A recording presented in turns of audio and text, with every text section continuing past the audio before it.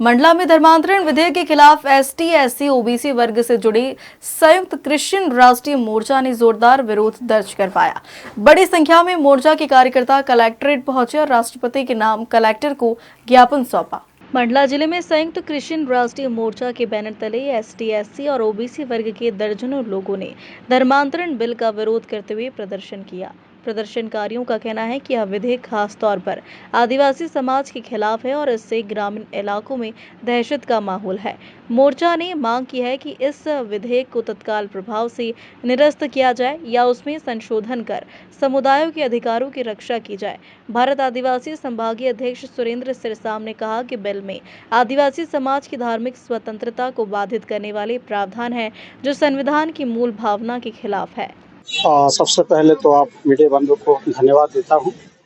और आज जो हमने जन आक्रोश रैली में कुछ खास बिंदुओं को हम राज्य महामहिम राष्ट्रपति के नाम से दिया गया है, और इसलिए दिया गया है कि हम 2014 के बाद से देश में देख रहे हैं अशांति फैल चुकी है। अब हम कहें सीधे सरकार की रणनीति है या कुछ संगठनों की रणनीति है। आज सबको इस देश में जीने का अधिकार है। 140 करोड़ आबादी इस दुनिया देश में है, उन सबका अधिकार है। आस्था जिसके ऊपर भी हम रखते हैं उन सबको अधिकार है। आस्था के ऊपर इतना अतिक्रमण किया जा रहा है, इसलिए आज राष्ट्रीय क्रिश्चियन मोर्चा, आज भारत मुक्ति मोर्चा के साथ मिलकर के हम अपने दर्द का, अपने समस्या का आज इस ज्ञापन के द्वारा दिए हैं। और आगे यदि सुधार नहीं होती है तो हम और भी इससे बड़ा आंदोलन करने की तैयारी में हैं। सर, आज माननीय वामन मेश्राम जी, जो समस्त मूल निवासियों के इस देश के लीडर, जिनके आह्वान पर हम सभी एससी, एसटी, ओबीसी माइनॉरिटी समुदाय और हमारे जो क्रिश्चियन मोर्चा के संगठन भारत मुक्ति मोर्चा और राष्ट्रीय आदिवासी एकता परिषद, राष्ट्रीय पिछड़ा वर्ग मोर्चा, समस्त मोर्चों ने आज मंडला में ज्ञापन सौंपा है कि देश के अंदर जो भाजपा की सरकार है, वह सरकार की जो कूटनीति की जो व्यवस्था है, वह व्यवस्थाओं के तहत हमारे क्रिश्चियन भाइयों के लिए राजस्थान में व इस देश की सरकार ने जो धर्मांतरण का बिल पास किया है, उस बिल के विरोध में हमने यह ज्ञापन सौंपा है, जिसमें एससी, एसटी, ओबीसी माइनॉरिटी सभी समुदाय हैं। राष्ट्रीय क्रिश्चियन मोर्चा के बैनर तले हमने कार्यक्रम किया और पूरे देश में माननीय वामन मेश्राम जी के आह्वान पर हर जिलों में यह ज्ञापन गया है और महामहिम राष्ट्रपति महोदया को हमने यह ज्ञापन सौंपा है। बड़ी दुर्भाग्य की बात है कि इस देश की राष्ट्रपति आदिवासी है।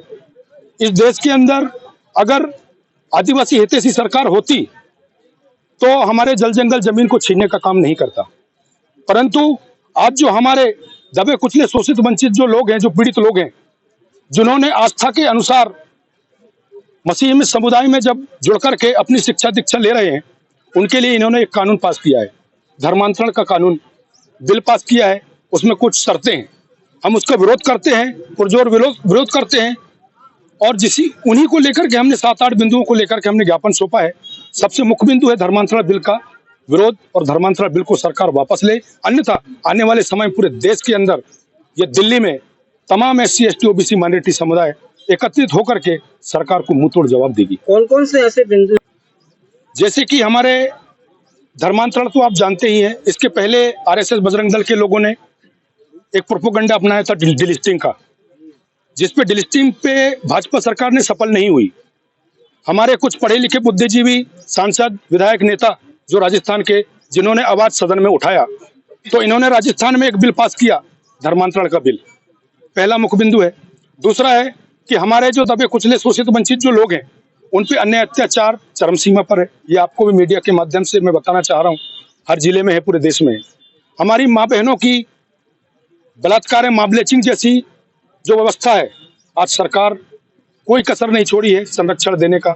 जिस प्रकार से आपने देखा भी होगा, अभी एक सोशल मीडिया में चल रहा था, आरएसएस के भाई के साथ ही दुष्कर्म हो रहा था उसके कार्यालय में। ये कितनी बड़ी निंदा का विषय है।